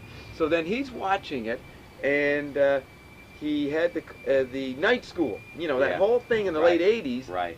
He was already ready to do it. Oh. Because, and you know that Tom baby. Van says that he has stuff in the vault. He taped panels. He was creating all through the 80s stuff for that TV show. Mhm. But the point is, he wanted to create he wanted to be ZNN to CNN, or even before that, Johnny Carson, Johnny Zarson versus Johnny, because he knew that was the real molding of people's consciousness. When Frank proposed that to me, man, I was so enthralled. That could have been. You mean the night school? If that had Oh, happened? Ooh, when he said, Tommy, you're my Paul. Oh, And Jesus, I that would said, I been have always wanted to do that. And Frank knew any moment I could just do anything for him. Right. It was such a perfect thing. That was the Forum, national TV. Jeez. It was just like everything that I'm sure that he wanted at that Well, that time. was his And final- how quickly that absolutely neutralized. It was so cruel. You know what I mean? That's right. 'Cause- And then all But of the a sudden, conspiracy knew. and then The conspiracy. the Thank grand was you knew. so much. Yeah, yes, they knew. that's what it was. It's all about. spelled out in this. We talked about it in the interview here. But the euphoria that was going on for those As it 4 started days, to happen. for those 4 I remember. days, man. Listen, holy fuck! Oh, man, I almost couldn't like keep my feet. you couldn't on the take ground. it. You had won the lottery. I had won the big cosmic lottery. Yeah, yeah. man. And Frank, the eyes that he would give me, you know, like, it was just like, man. That would have been the ultimate composition. You know what I mean? And you know what? It's just like inches in seconds. That stuff. Yeah. It You wasn't. mean when you're doing it, or in terms No, of in terms realizing of it? just realizing it, of Yeah. having it actually come to fruition. You know, those things. It's just like. But that's where the It's just- secret it's phone just like- calls were made. Yeah, I The know. NBC, whatever network, where they were calling the White House. Everybody said, "This can't be happening." can't be You know what I mean? happening. And they might have said, "We're going to do it." They go over to call Frank. Brrr, oh, the other line rings. What's this? What's the But White wanna House? know You s- can't fucking do You that. want to know something? From that concept, I never asked Frank this question. It always puzzled me. Why, in fact, did he had to be subservient to American television? Why we couldn't have taped those shows over in England or Germany or anywhere?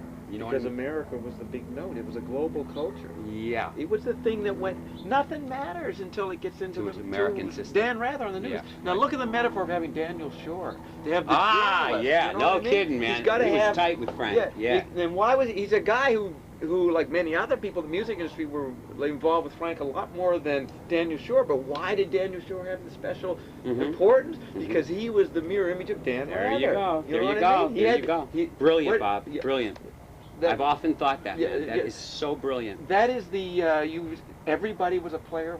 Gail was a player. What was Mhm. the phrase? Everybody was a player. Player. That's right. And not just a musical player. But in this, No, a in this player, theater. man, in this fucking play. He was Shakespeare. You know, Frank was the I modern have used that Shakespeare. quote. Have you? I have actually That's used your that. idea. That was my total idea. And I didn't know it, so we both meet. I've actually used that in quotes before. Hey, Jerry, could we take a quick time out for me to evacuate? Yeah. And how about we must be near the end anyways. No, let's let them pause and go for the How break. much more minutes we got? They had the porta potty right there. Yeah. And like, I go into the goddamn thing, and it's just like this place is packed. These people are sitting on fucking ice, waiting for us, Yeah. just reverently screaming. You know what I mean? And I go into right before showtime. I had to take a fucking dump so bad. I go in there, and this porta potty has shit mounded up to a point above where Ah, they sit. yeah. The glass guy probably squatted. Last couple of guys squatted. Oh. The shit was actually coming up like a little cone You're above it. getting this on tape? Yeah. And I could, Jerry. You know, well, no, Yeah, so you have last go minutes, into right? it. Who gives a fuck? No, it's true. So anyway, Down in France. I go in there. Down in France. Yeah. That's right when we were writing in France. That too. was that story. This Just- what you're telling influenced them. Yeah, no But- doubt about it. so 'cause it what'd was you do? France. So anyway, I go up to it and I look at it. I said, and I said, right when we were right ready to go on stage, and I said, Frank, I gotta take a shit, man. It's incredible because we had a long powwow before the gig. Yeah. Anyway, so I screamed bloody. I said, "What the fuck?" You know what I mean? And Frank says, "What's going on in there?" I says, "Come up here and look at this." So he goes in and he says, "Oh my God!" He says, "I'm not taking a shit in here until we get a new potty, Frank. And I've got to go. I can't do it. You know, if I start singing, it's just gonna come right out." Yeah. Anyway, he says, "Boy, I see what you mean. Sure, Tommy." No problem." So the show had to get held about 20 minutes. They had to find a potty from out there and bring it in. It And they're yelling? Are the- horrendous. were but the it was people yelling? But you mentioned. Oh yeah, they were. But it was. They were It getting was mad. reverent. No, they weren't getting mad. They It were was just okay. anxious. It's just Sure. you want to help them, but you got to do this. Absolutely. Yeah. But the fact is, you talk about, that was a quick dump. this was like the dump of like Olympian record proportions. It was flip, flap, flap, You probably didn't blam, wipe yourself showtime. properly, right? Oh no, it was clean sphincter control. I think it was just like a perfunctory. Oh, you're lucky. A perfunctory wipe. It just bam, it Well, happened. you have those lucky wipes. Sometimes you bet. have a Sometimes messy you don't. wipe. Sometimes you don't. they cut off clean. Right. That's what this was, man. You were lucky. You I had a was way clean lucky. cutoff. I This was- is on tape. This is for I the was good Al. lucky. This is the slumpy gravy talk. But you mentioned had that a was clean cleaned up. sphincter. Absolutely, man. So you can do it in three. But that was three wipes. You know, like you know what I mean? I was sort of a Three toilet paper wipes, right? Oh, it was And that only a- one, baby. Oh, it was just that's so unheard clean. of, Tommy. You No, were possessed. no, I am very. Oh, you know how to do it. I know the trick. My dad was Okay. a doctor. It depends on Jerry, what I you're eat. so sweet, man. Thank you, buddy. Just So when you were in there having a piss, did you have a thought as an effect of what we've said so far? Something you want to bring up, or do I come up with something? I just was. The main thought that I had was how wonderfully glorious this exchange has been so far. You know, I was just thinking, boy, this is what I call a very astute and in tune individual that I'm talking with, and I'm very grateful to that. Oh, I appreciate it. That's the thought that came to me. Well, that's great, because I know him that, and I wish I had more chances to talk to Frank when he was alive to do it, because I knew.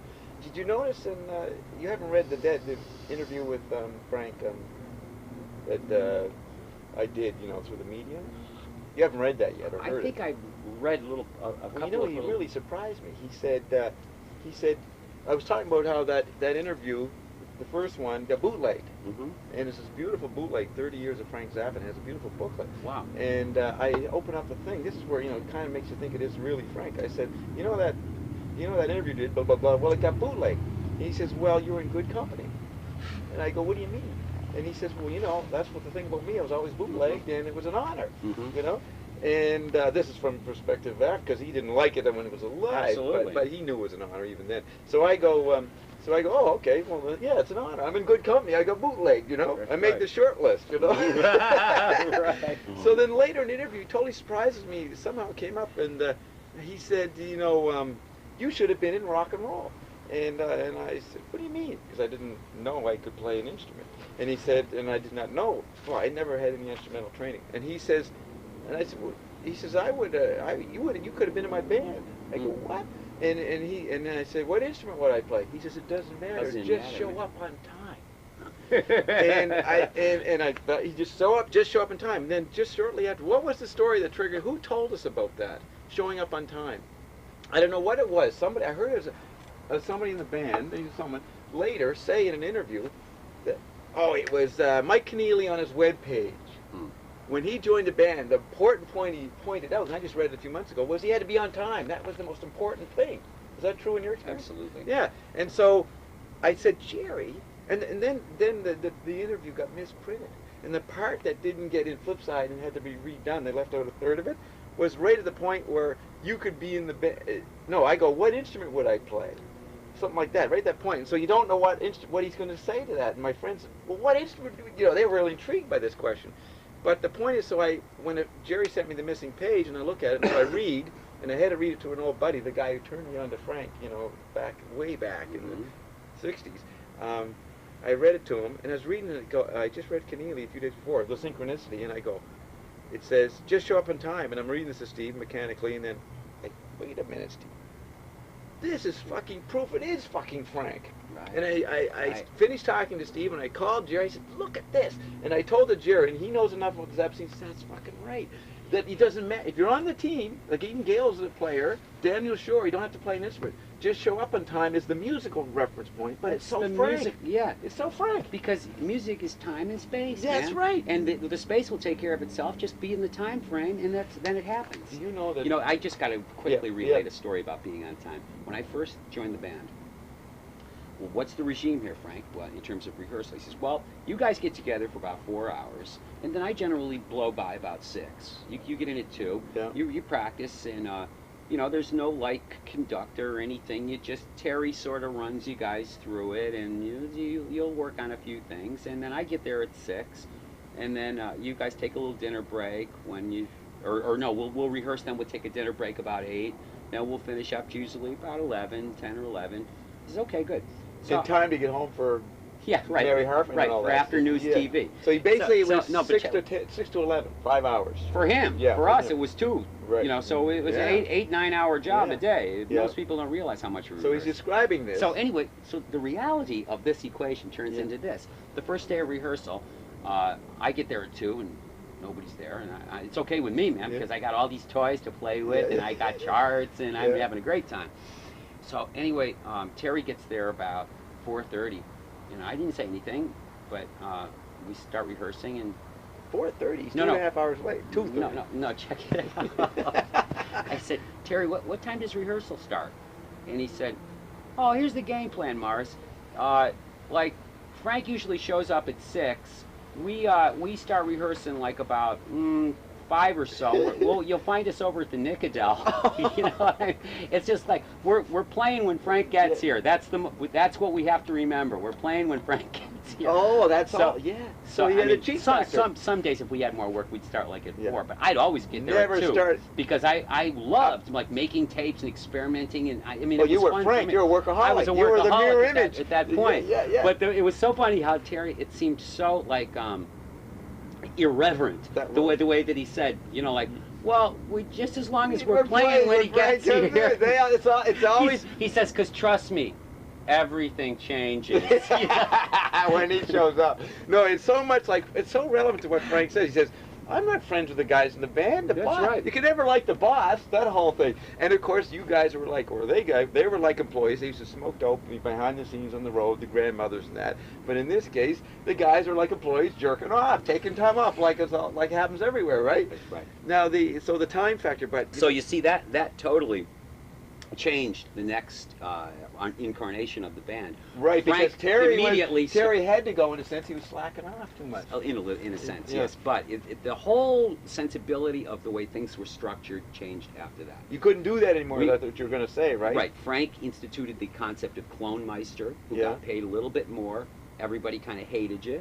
And type thing, you know, like the band would rehearse from 2 to, you know, I mean, Yeah. and then it was structured.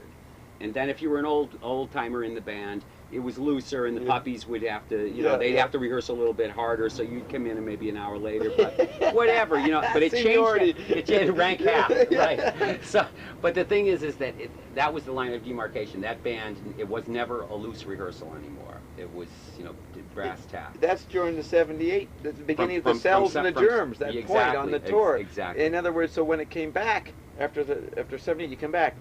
You're now rehearsing. Right, there was situation. always a clone Then meister it was new. So it started Right. in the summer of '78 or something Correct, like that. correct. Now what? I think I forgot. Now what? Why did we bring this up? That the time. We were talking about just beyond time. Oh, great. Thank you. You bet. Because I'm glad yeah, no, that was very important. Is that time and space, blah blah blah? Do you know that Frank disagreed with Einstein? This is the amazing. I wouldn't doubt it, but Yeah, clue me in yeah. this realm. E equals mc squared. Space and time are interchangeable like mass and energy. Okay, Right. in simple terms. Okay. Well, Frank in an interview says, I think it might have been in that Don Men thing, 1992, because I just saw it on the internet, and someone quoted it, and he goes, "So I disagree with Einstein that space and time are interacting." He says time is the outer sphere where all things are happening, all time's happening all at once. The inner sphere of space is a Mobius strip. Mm-hmm. So he re-separates time away from space. Mhm. Einstein didn't do that. He had them operate intertwined. Intertwined. Like That's right. they're both components of the Mobius strip. That's right. And it's a very interesting concept. But that's the incredible arrogance and genius of Frank. That he says, you guys, yeah, he built a bomb, so what? But he had it wrong. Blah, blah, blah. Yeah, he had it all wrong. And then when you know that quote, it fits with his whole thing of Totally. the upper and the lower, and time is all time. It's the unknown zone where all things are happening. And in this immediate middle zone where UFOs come in, that's an effect of the modulating of above and below frequencies, which is the time zone where everything's Mhm. happening. And then he says that's why he had a secular materialist view in a way of psychic, that says someone who's just zapping, going out of the Mobius strip of space and zapping into a time and experiencing because it's already happening. Mhm. You know, Mhm. talk about going in. Now we're coming full circle, which I like to have in my dialogues. Your opening line was Frank was the beyond. Well, that was time in the sphere. You know, musically, And that's why you had to be on time. absolutely. The win That's- factor. That's, right. Yeah. That's exactly right. So, do I rest my case that was Frank? What? How could a medium? This guy doesn't even know Frank. How can he fake that? That's You know right. what I'm saying? That's right. I just wanted to say that it seems a bit obvious, but to me, quintessentially, Inca Roads is a tremendous manifestation of that. The song. The song Inca Roads, to me. Well, it you had- know what, Gail, you go into it, but Gail says that's her favorite song. And Gail's always talking code, I think. I give her, she's been around, she's an insider. She's not always talking code, but sometimes she slips out of it. Slips out of it, and by Did saying... you hear what I just said? Well, I'm trying to figure out. She says Inca Roads is her favorite song. Is that slipping out of code? No, that's code. Okay, so now elaborate why that's real. But here's slipping out of code. Oh, okay. Here's slipping out of code. We're getting real esoteric, eh? Yeah, but I don't want to belabor this because I know No. we have to move on. But Yeah. I just wanted to say that number one, Frank was famous for writing mini operas in songs. Mini operas in songs. Right. You know what I mean? Like verses would be analogous to arias, choruses would be analogous to recitatives. You know what I mean? Right. And Inca Roads to me is quintessential. It has all of the elements Of an opera. of. Well, I'm saying that a song, say like Punky's Whips, Right. is like a mini opera. I see. Brown Shoes Don't Make It is like an opera. Oh, you know what I mean? So It- Inca it- Roads is not. No, Inca Roads is as well, but the point I'm trying to make is that to me it's like the quintessential song of Frank. It has everything there, stylistic. In light of the UFO quote. In light of Yeah. the UFO, Yeah. the whole thing, and then you know like the Guacamole Queen. Do you know what I mean? Right. Like Did a vehicle? It's a question. It's yeah, his or ultimate is it question. just some Indians upon a hill? You know what I mean? Yeah. It's like. That's his time. You're right. That's his question. It just Did came to me as we're talking about Yeah. this that I wanted to say that to me it's all, and I'm not talking code here. I'm Yeah. breaking code. In other words, you just realize why it is through our conversation. It is to you, and it fits. That yeah, it's the it's the key essence. thing. It's Yeah. it's the essence Because- thing. And then you have the glory of instrumentally, not even a lyric on this. Wa-da-dee-da-doo-day, ba-da-doo-day. Yeah. That is. He's Look, almost. I don't it's necessarily emotional. believe in a heaven or a hell, but if there is a heaven where everything is peace and pure, Yeah. that theme embodies it. That's And- right. And yet it starts off so like, you know, like out there. Right, You know what I mean? right. It's like you're Chaos. landing. You're landing yeah. in. You're entering the alien, and- the unknown. Yeah, Yeah. and the thing is that to me, it's all. When I first started listening to Frank, that album, to me, was like the best album he had ever done up to Yeah. that point. Yeah. It just had everything: fidelity, substance. You know, like The way latest production of technology, it, yeah. the latest technology, and brilliant lyrics, and all of the songs were like hits to me. You know what I mean? That's Every right, single yeah. one. It wasn't just that it was a cool Zappa song. These were like monstrous anthems. These songs, and it's always still. And you think of it because as you starts off bizarre, but then if we do find out there's life in other places and there is a UFO, if that whole thing is real, then it's a shift for mankind where we move into a new dimension. And it's a happy effect, which is that riff you just said, that heavenly. Well, do it again. I want to reiterate this though, just the way the structure of the song is. It starts, did a vehicle, lyrically, it's got that, okay? Then you have instrumentally, okay, an augmentation of that. Right. Then you have, it's the same thing, that it just keeps Different climates or different effects of the intercommunication of the same word, Yeah, of the the same same word. macro Word. nutrients. That's you know right. what I mean? Which and then it Or comes, then DNA, do the whatever. happy part when we now know the happy resolution of the mystery is in the sound as you just did it. What's the happy? You know that part the happy part. You just did it. a little while ago. It's instrumental. Yeah. And it's like just on the record, it's just a marimba. But obviously, when we played it, it's like, you know, it's just speed of light. And everybody wants to play the lick instead of just root. you know? Right. That was another difference between the later bands and the early bands. Is that in the early bands, it was like the guys didn't want to play the licks, man, because, you know, like, Frank, what the fuck are you writing for us? You know what I mean? It was just I mean, like, they couldn't. You mean? I didn't say they couldn't. I would say they would prefer maybe not to play them all the hard licks. Right, okay. They were challenged. But for us, we were like young Olympians, man, That's and it was right. just like right harder shit. Yeah, for us, harder. right? Yeah.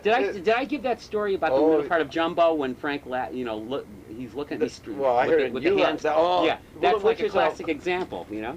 But listen, this is that is we'll end on this point, I guess. But that gave me a big insight about Frank just listening this morning, because the point is, Finnegan's Wake is not a book. He has all forms of media. He's trying to paint a movie and eventually a television set. Yeah. Okay? Yeah. Now, Frank, this has come full circle. He's not a musician, and he played tricks on musicians. Your musical conventional training. So I tried to read it, and he when was a just, baby could do it. yeah, for yeah. Christ's sake. In other words, he was presenting a map to play a football play, and he fooled you, says you think you are what you is. You get beyond your categories of yourself, because That's I'm right. presenting you a sport thing. That's what that whole story illustrates that. And listen to Yuha's great interview for what we're talking about, what we're referring to. Okay, Gerry. Do you want to say something? Let's give him a last word. Well, did we this finish? isn't original, but music is the best. You know what I said to Frank at the end of that interview, or Bob Marshall did? He goes, I go, and I sort of knew, but I go, so we were just making great, we were going into the mysteries, we were just really talking great for 3.5 hours, and I said, so this conversation will never end. And he goes, oh yes it will. And then he goes, look at Gerry, he's over there, his leg is bobbling, like impatient. And I go, this is a good point to end on. And then we all agreed. After I just said, this will never end. And then within 10 seconds, it's over. That's Frank's shift. Absolutely. And that's what we're trying to do here.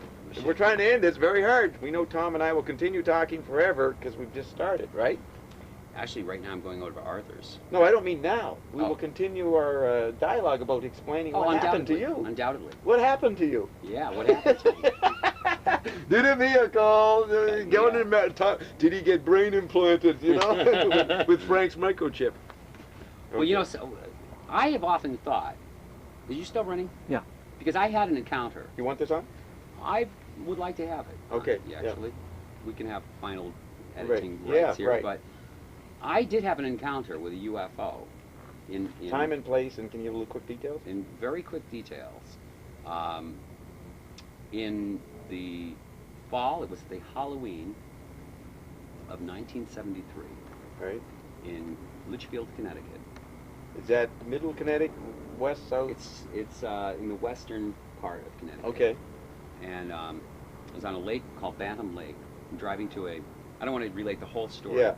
But I did see, and I have no qualms in saying 100% certain of a UFO that was hovering. Had you heard Inca Roads came out in 75? I had never heard Inca Roads. I heard Inca Roads when I was already in the band a year. Well, you didn't know, you weren't listening I to had his no albums. clue. Yeah, I didn't. right. I told you I knew 2 songs. Right, I didn't that's even hear right. an album. Which I wondered, 2 I minutes never ago even about heard. that. I never heard an album. I only knew because Ed Mann wrote out the charts for me. But anyway, So you had a UFO experience. I had a UFO experience, and I didn't necessarily come in contact with aliens, but the craft was above me, and there was no doubt in my mind, and it's all been borne out with other people. Even that night, this is when we talked to the state police. It was 4 bandmates and myself going to a New Year's, a Halloween party that we were playing at, a jazz unit I was working with in Connecticut, and It was confirmed by other witnesses.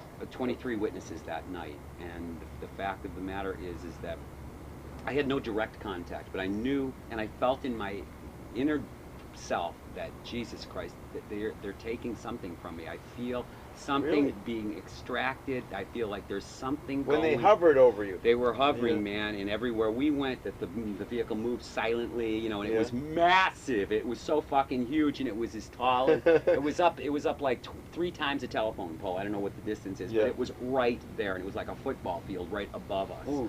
The whitest light I'd ever seen in my life, and I don't want to get into specifics, Yeah. but from that point on, I've always wondered, did they do something to my head Right. at that time? Were Because they working for Frank and then zapped?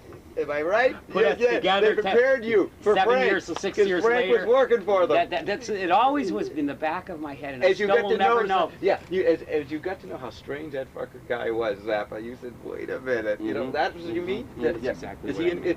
Is Frank an alien, or something? Is he a general in another army? When I first met him, and he was in the dark on his house, I looked at him. He came walking up the steps like this. I don't know. don't know if he did it much, but he walked like a loaf. Well, he had a weird sway look. back too, you know. No, but he walked like Groucho Marx. Remember he'd go like this, and he's coming up his steps. This is before the fence, and he's coming up like this. And I'm standing here, and I go, "Hi, Frank," and he's with Gail, and he goes, "Hello," and he stands way. I'm there looking at this guy, I'm looking up at him, you know.